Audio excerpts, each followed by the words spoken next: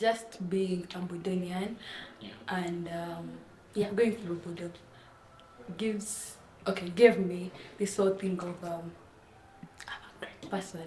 I can do great things. Like there's a way. Wow. Like there is a way. It's instilled in us that we are not ordinary people. And it's one thing that I got from Budo, and that it has taken me places. Like, if I'm in a place, I just can't be just like everyone else. I just can't. I have to stand out. I have to be something. And then someone will be like, oh, which school did you go to? I'm a Budonian. No wonder.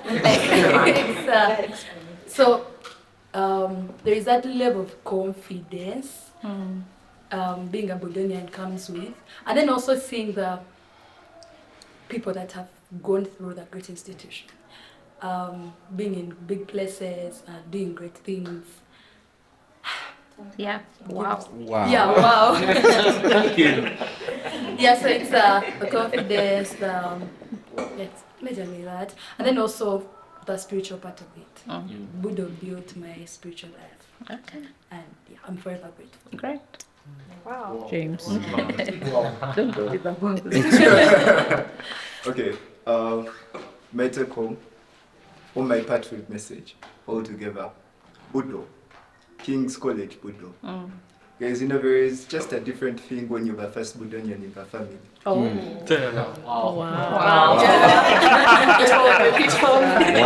Right here. Finally, your family got greatness. Yeah. Broken all the barriers. And I mean, it's just a thing about King's College Budo, the family. Yeah?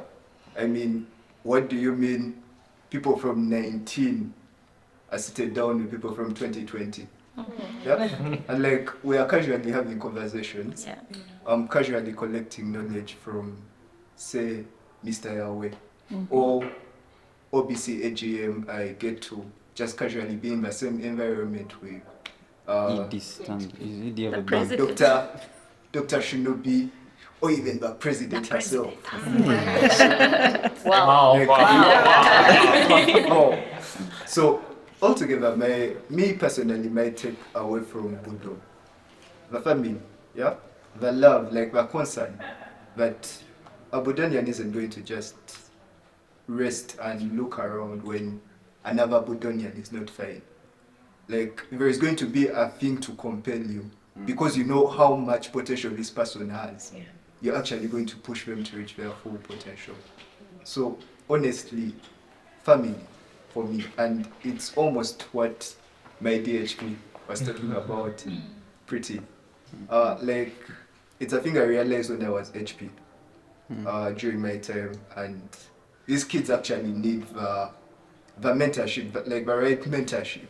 I know we have scrutinized the entire bursary road rule. Like, kids are getting creative these days. Like, even if you put in checks and balances here and there to try and limit them going off guard, there is still something more that, as a Budonian, as a leader, as a student leader, and probably this is a message to the current student leaders in Budo. It's a thing Mr. Kasamba taught us. Is it the 17th rule or the 16 rules of football? Like, there is that one rule that's not recognized, but like, it exists. Humanity, at the end of the day, in each and every single thing you do, as a leader, as a Budonian, in your work ethic, that 17th rule that doesn't exist, but it exists. Like, it's just your sane conscience telling you that you have to do this. So at the end of the day, congratulations to our founders, even though they do not see it 120 years down the road. Budo is what it is right now, and kudos to each and every single person, the Old Budonians Club, the administrations of the different schools, and the Budonians who make the Budonian community the Budonian community. Yes. Kudos to you all. Wow. Wow. Wow. can I say? Young people have said it all. I'll add just a few things. In my S4 VAC, when we got our letters of admission back to Budo, a friend of mine and I had not gone back on merit. Yeah, we had Waiting You list. came on the second list. Wait, compassion. but we showed up on the first day. That's important. Showed up. S5 showing to up. show up. And we were in the park, coming in from Budo to go to our homes. And then this guy told me, now, Victor, now that we have these Later in red. letters, our next 2 years in Budo are going to be about 4 Bs. So I'm like, huh? So he said, first of all, campus has no back door. Books. Yeah? Secondly, the badge. Prefect. So we had to be prefects. Yeah? The badge. We have to be on top of this thing. 3, a ball. We have to have a ball, a blast. And I think my best time was in A-level in life. Yeah. Have a And then 4th for him was beds. And for you?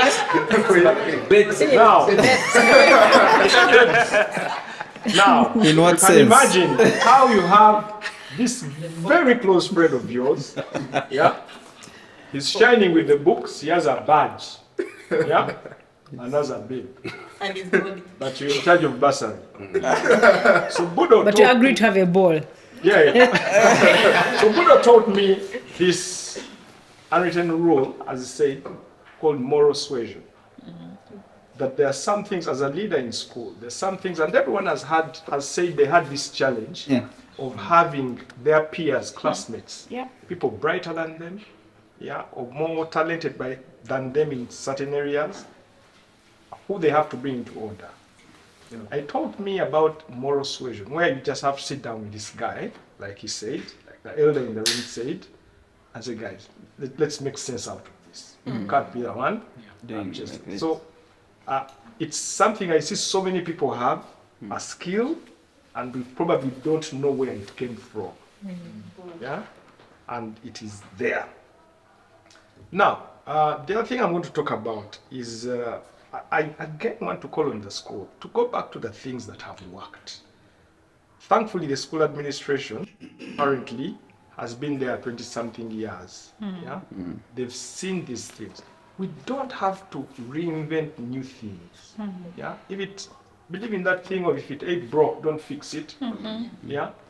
Let it work. There are so many platforms, clubs, scouts clubs, or patrons, debate where kids can show up and show leadership. Do not weaken. I've seen guys speak here, and everyone in their own capacity here as a prefect in Budo really stands out. You can see it. Yeah, you can see it. You don't have to bring kids. They'll get their time in A-level and stand up, stand out. Even if they don't go back to Budo in A-level, wherever they'll go, they will stand out. In my time, I'll wrap this quickly. In my time, it was Mr. Busulua's last year as a headmaster. 10 years, it was his 10th year. So maybe it was intentional, 89 to 99.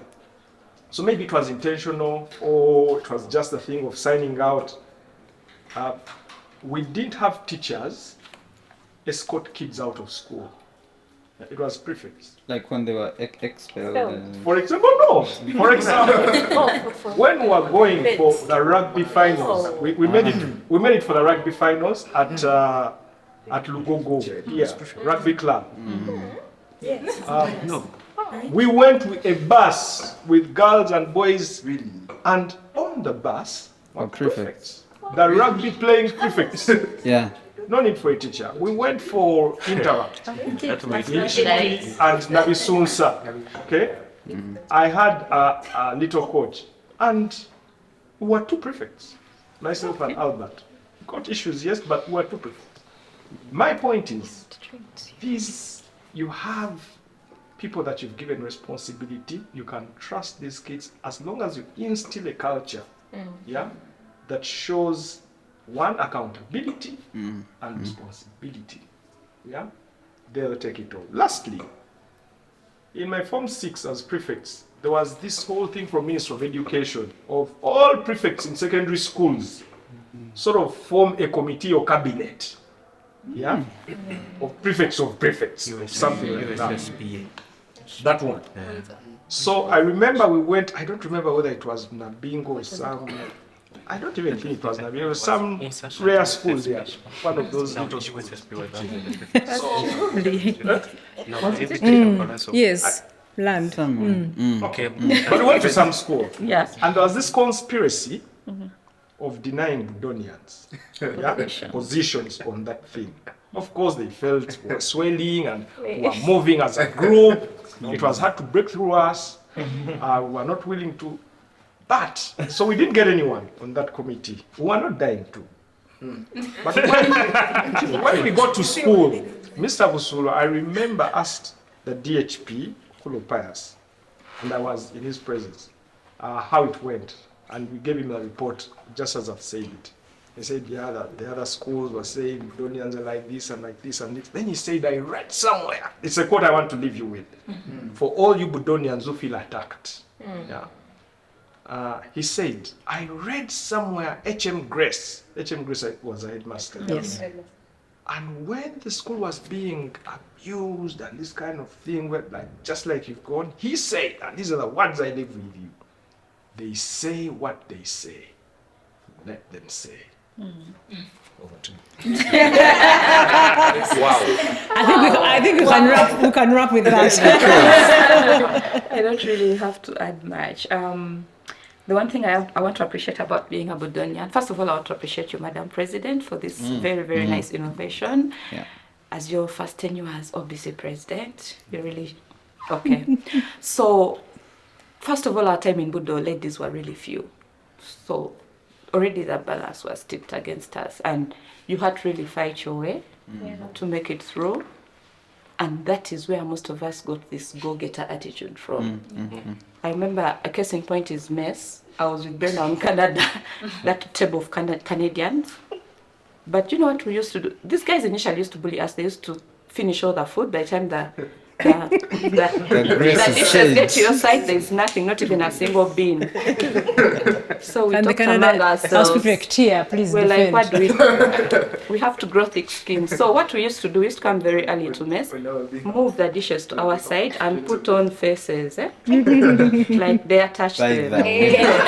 So we did that for like some few weeks. They got into line. So every time we'd come, they'll make sure they push them first to the girls. You serve first. So that thing kind of gave us the, that energy. You made gentlemen out of them. Yeah, because they used to call us men. I mean, look at us. Anyway, so we got that go-getter attitude, and this is the attitude I've carried around with me through the years, and it has gotten me so far. Boy, have I gotten things. So, yeah. Right now, I'm actually at that peak. I think I'm just self-actualizing. I'm doing my PhD somewhere. I just want to be satisfied that I went through all the levels, but I'm really grateful because it has really opened doors for me, and yeah. Wow. Yeah, Wow. wow. Yeah. So I'm a firm believer that out of every 100 men that go to war, 90 are just targets. 9 do most of the heavy lifting, but only 1 is a warrior. And I believe that Budo has, from the time that I got there, Budo was like a campus. You would walk on campus, and it would be as though some people don't have classes, others are, someone is on Stonewalk, another is on, another one is seated somewhere reading, maybe on, like it really made you feel like you have a certain level of control over yourself, even though you're young. Yeah. And for me, it exposed me to the capacity to go through so many levels of leadership before reaching prefectship. Yeah. Because I was part of JDC, I played literally every sport: hockey, football, rugby, lawn tennis. Every club. Almost every club I was, of course, an Interact. I wasn't there. I didn't have the money back. I was on almost every club. I was a timekeeper. At that time, I remember they gave the Budonian Hat Award for that because, it was work. It was real servitude. Others are in class when you're thinking about the gong, and you have to go and your hands are, it was manual, manual shift. So you're just hitting and your hands are vibrating. Nice. You're doing that for 1 year, 2 years. So I had a lot of experience as far as, because I was in JDC, then SDC. Then you find yourself in all these other small sub-lampa, you find yourself in these other things. So by the time you reach prefectship, you've gained the heart of servitude. And for me that was most important because most of the times I know, and it could seem counterintuitive in the sense that most of the times we are taught the pride of a Budonian. You stand tall. However, for me, my experience was more around servitude. Because there are so many times you find they have sent you, go and supervise these guys, you have no position, you have nothing. Go and help with this, the teacher has told you, go and help me carry these books, now we're going to do this for the class, you're a class monitor, you're doing all of this, so you find yourself serving so many capacities, in that even when I left high school, remember I was HP, and I was supposed to be working with my dad during VAC, but I told myself, no, I want to experience something different. So I worked at a bar as a bartender and a waiter. And surprisingly, I had to serve one of my former schoolmates. Someone came to eat and there was the what? And this was during my the head prefect. After head prefect. So I had to kind of desensitize myself to a certain extent. And by no coincidence, it was very easy for me now at campus. Getting a first class was easy.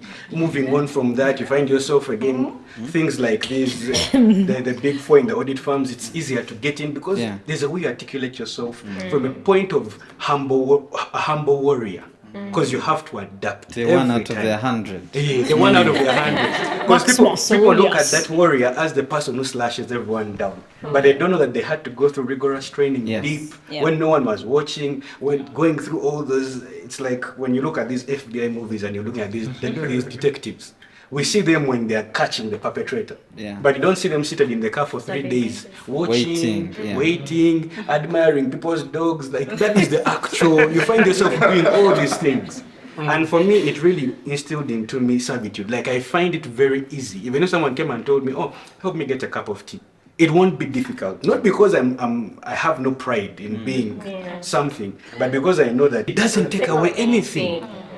In fact, it makes it easier for me to serve in different capacities, even when and this will help, of course, and has helped me out in business as well. It's very easy when a customer calls and they're furious to de-escalate the situation. Because you're cognizant of the fact that you have been, to some extent, years of training start to show up in the way you relate with others. So for me, that was the take from. Wow. It's a true HP right there. Many times, it's like you're going in a place. I remember one of the first jobs I had, and not even only just one, about the three. There are three where you're out in this very remote place, and along somewhere, someone just mentioned Budonian, and things just shift.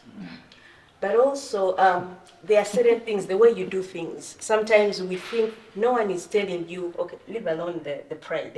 There is a certain level of humility also that comes from just being in Budo that people do not see because they are so focused on the arrogance. So I think that has opened so many doors. That has been one of my... there are those little wings, you don't know how it feels to enter church. That they are singing hymns and your voice is loud. Mr. Paturamu. And you can sing all the 6 stanzas. Hymns for today's church. It's one level of pride, but it's a nice feeling. Real. There's many things I learned from school. I can assure you, I learned how to peel matoke. That's one. It's like there are skills that people. It's not even very intentional, but when you reach certain spheres, there are people who appreciate them. There are people who see what you do not even see. And that just makes it. It's like there. To this day, I have people that don't actually know that I'm a Budonian. But you know, it's like the way you behave. It's almost like there's something about Something about you. you. Just them, God, but you know, it's God. Yeah. But also, I'd like to appreciate friendships that we made through school. Oh, yeah. That is something that we give so little credit. Yeah. But when we grow up in this life that is so hard, God blessed me with friends from Budo. And to this day, you know, it's like they are the ones that kind of like us around. Show up, You know, it's yeah. like you go into a place, and then the other thing also, you know, it's like the wider, leave alone the friends. There's the wider friends, you know, it's like you get there and you just meet this very, he was in there in 1950 something, but you're Budonian and you just kick it. Yeah. It's such a blessing. You get so much from so many people and wholeheartedly. It's not like they are sizing you up or something. It's almost like they just open up, just knowing that you have gone through a certain state of culture. So I'd really like to appreciate the Budo culture at school, what it has made some of us be, and you know, it's just something we don't take for granted. But also, if I was speaking to the kids, you know, there are certain things which we learn much later in life, that when they're in school, they think it's all about, but you know, you reach outside, it's a different world, it's a different, and they actually need to take advantage of. There's so many things that people say, the clubs, you know, all those things that are in the school. People underestimate them, and yet when you reach out in the world, that is what actually makes you, you know, Stand out. Yeah, you stand out. Yeah, so I appreciate the school for that. Yeah, and I'm a proud Budonian.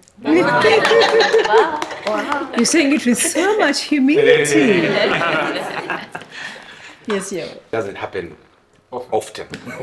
In most spaces, I'm usually the youngest. Yeah. Yeah, we're going to bring this. I guess I should be the one sending someone now. Anyway, coming back to the topic, I must first of all thank the OBC for organizing this. Many of us were saying we left Budo in 90s, 70s and all that. But I must say I never left Budo. Yeah. I went to Budo in 1979, just before the war. So I saw a school that was nice and good looking, beautiful, with all sorts of nice things. And then 2 months later, we had to run out of school, go back home, and this war came. I went back to a school that was dilapidated, no grass. There were grenades all over the place, pistols and all sorts of things you can think of, because the Tanzanian forces had taken over the place, and that's where it was staying. So we went through 7 years of, I would call it Mizani. And then Campi 7 again, another one. No. Yeah, Okay. it's when Museveni was coming in. So I think in the history of Budo, our year joined S1, the latest. We reported on the 23rd of June. June. But it's one. That's like 4 months later. So even the bullying that people used to talk about in Budo, You we didn't didn't see. experience it very well because we were there for a very short time and we were already S2s. Yeah, so the S2s who were before us were quarreling, saying, been S1s for too long. You know? But having said that, the schools, both Budo Junior and KCB, have really affected many of our lives. I must say, we've gone the 360. I mean, having come from Kabinja and then up to the hill. And what I can give you as a takeaway is ensure you look for your youngmates. As Budonians, we have what we call an 86 Bursary Road. That is what we call ourselves, and we have made it, what can I call it, a habit of meeting once every year.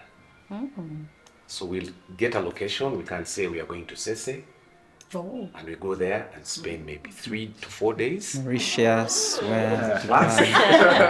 Yeah, And then we get different colleagues speak to us. I mean, some of them are judges now, others are entrepreneurs and all that. So we get together and meet.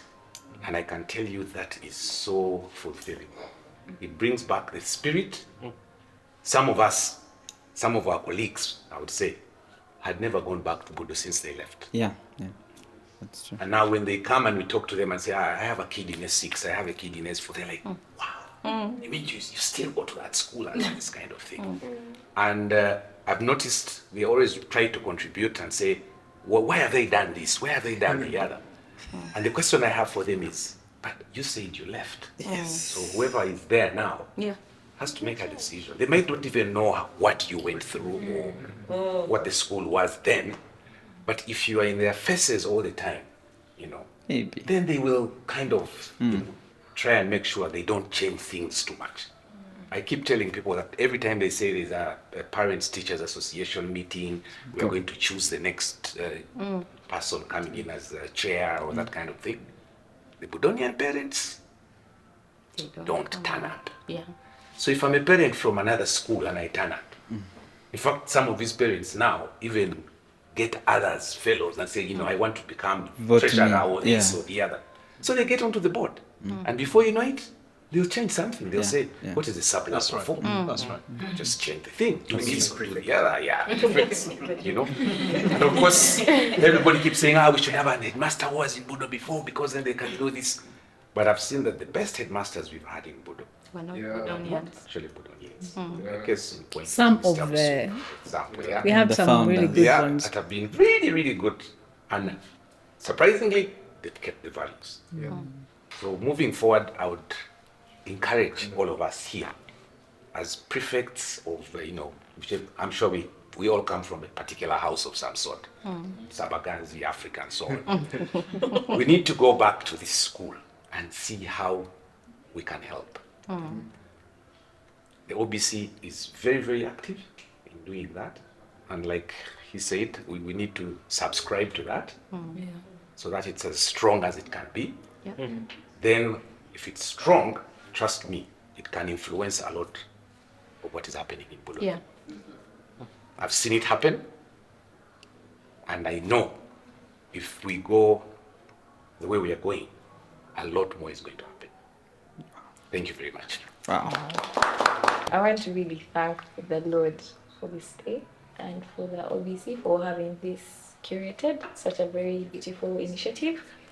And I do not take it for granted to be seated here with very powerful people, because everyone here is powerful, or they are soon to be powerful. So, yeah. My take home really, everyone has really said things have hit home. Everyone's point has hit home. Like, wow. Yeah, mainly as a female who was going through Budo, I really want to appreciate what the kind of woman I am as a woman. And you can tell a lady from Budo, okay, they don't call us ladies, they call us men. But All Budonians. you can tell one that is from Budo and one that isn't from Budo. Girls from Budo, ladies from Budo, they're not going to be allowed to be pushed around. They're going to stand their ground. That's and I true. want to appreciate Budo for actually bringing that in me.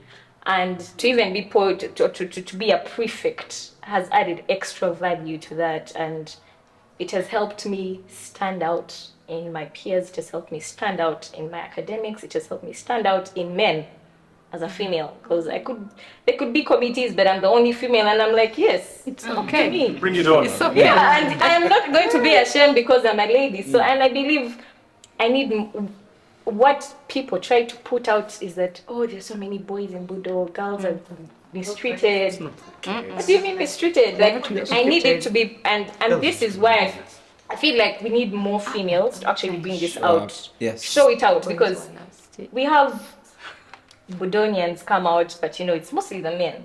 And we want the females to come out. We want more exposure. We want to show that actually they are nurturing unbeatable ladies. So and which is true, because look at us. I mean, if you really come and talk to each one of us here personally as ladies, we are not the same as the ones you find outside. No. Thank you. So I do want to really appreciate Budo for that. Another thing I want to appreciate Budo for is the the non-teaching staff. There's a way the non-teaching staff used to bond with them. Personally, as a prefect, me personally, I became friends with Mama Miss. I don't know if Mama Miss has me at heart. Like I was, yeah. That's so. I actually in my S1 I wanted to be Miss Speak because I wanted to spend my time with Mama Miss. She was like my mother in school.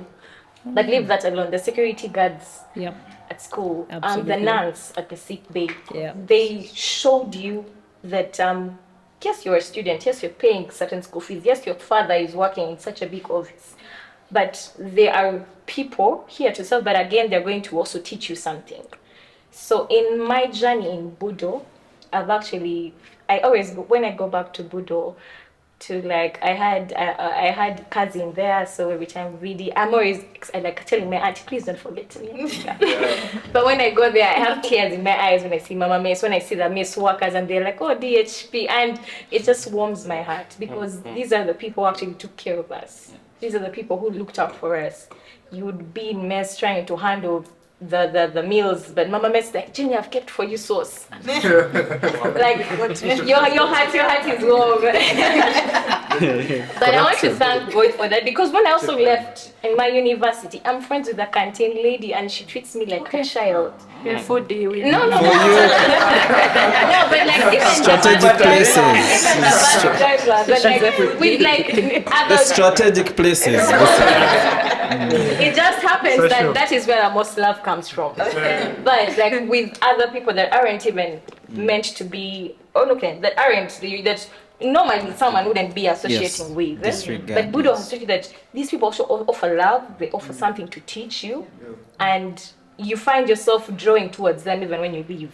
You find yourselves interacting with them, and they treat you in a certain way because they're like, this child, where would they come and come and greet me? Where would they come and once they've seen me and say, oh, do you want water? Let me buy for you. That kind of behavior, it's not usual. Not everyone does that, but you can tell someone who is brought up in a culture that helps you appreciate everyone at their level. So I think that stood out for me, and I realized it in myself. I was like, but when I took back myself, I was like, but I used to offer also in good. Totally. So yeah, I do want to thank God for that, and spirituality is also key.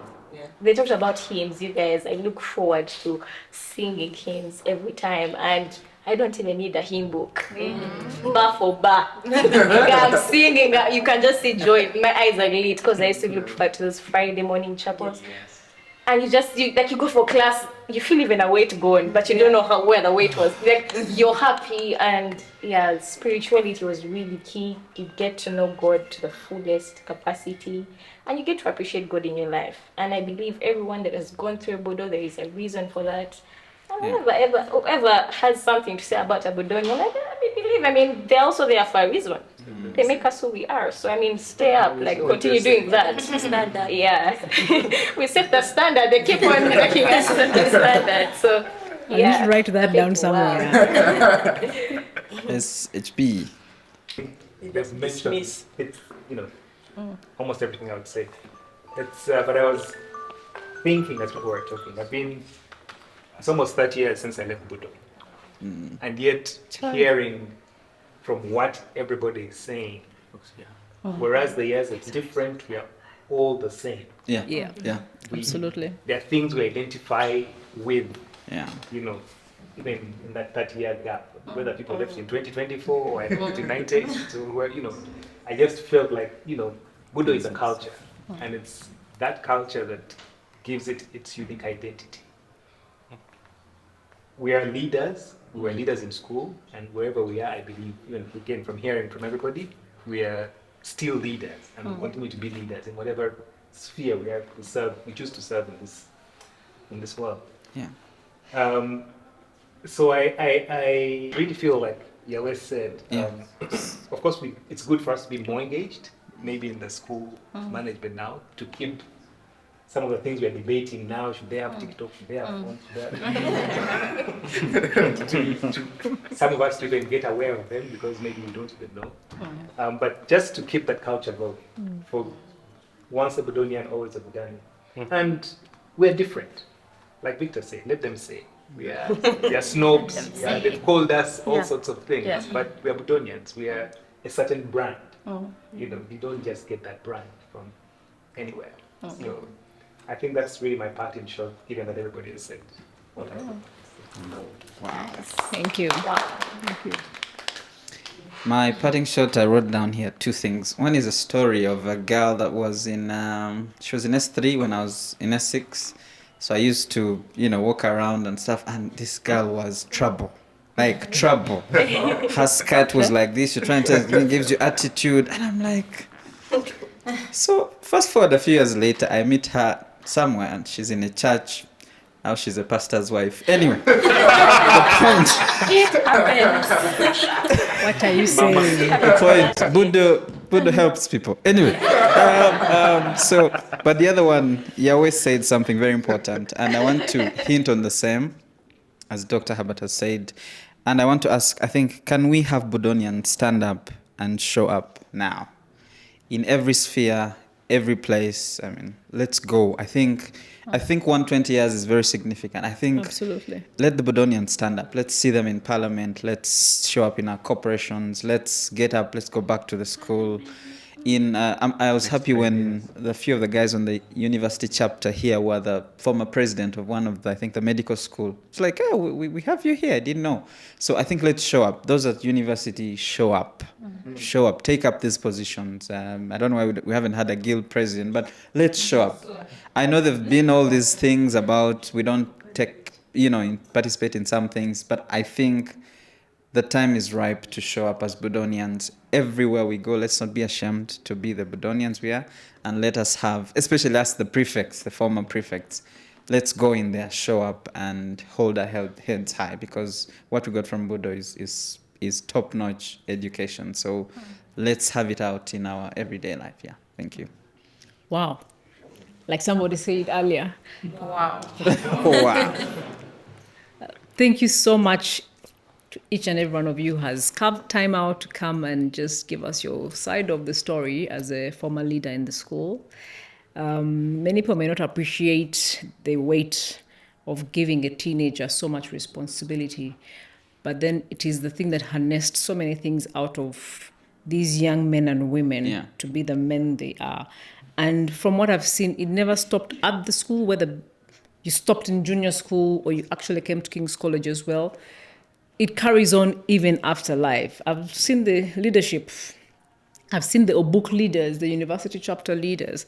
I've seen the different cohorts here and there, different professions. And still, the people who came up to serve in leadership, still always, it's like something just pulls you out of the crowd. Yeah. You see things not going the right way. You can't help yourself but come and say, can we do this? Yeah. And so in response to your call, I do agree and I add my voice to call upon the Budonians. Let's stand up and be counted. We have a lot to offer. And I know for so many reasons we don't like to get involved because of maybe the environment or maybe how the table has been laid, but doesn't stop us from coming and participating. Maybe we can come and organize the table instead of staying away, because that is now a disservice when you don't come and serve and you have a lot to offer and you do not offer that. To whom much is given, so much more is expected, as the Bible says.